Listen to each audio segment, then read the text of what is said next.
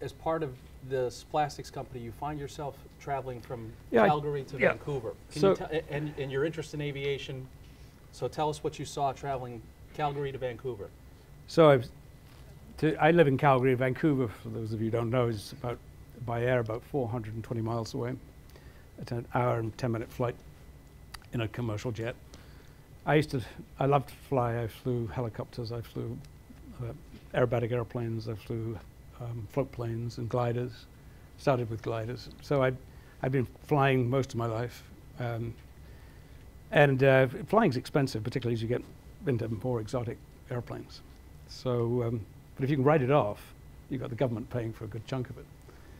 So anyway, I was flying to Vancouver with 3 or 4 people to help me turn this company around.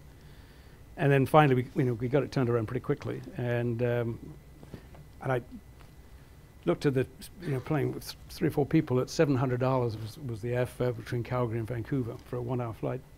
So I was spending $3,000 or $4,000 a week sometimes in airfare. And I thought, well, for that, I can get my own airplane.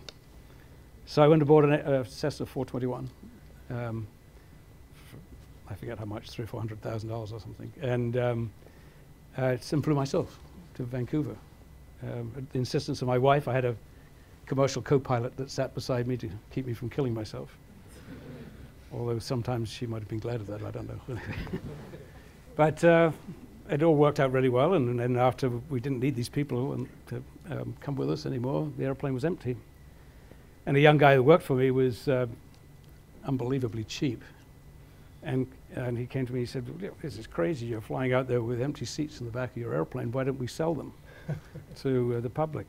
And actually it made sense because it was commercially operated. It was so we had some old buildings in downtown Calgary, and so we put up in the notices in the elevator saying if anybody wanted to go to Vancouver for $300, just call this number. Leaving Tuesday morning, coming home Thursday night. And we had a lineup of people. And so Mark, this guy who suggested this, came to me and said, Clive, we should start an airline. So you buy a Cessna.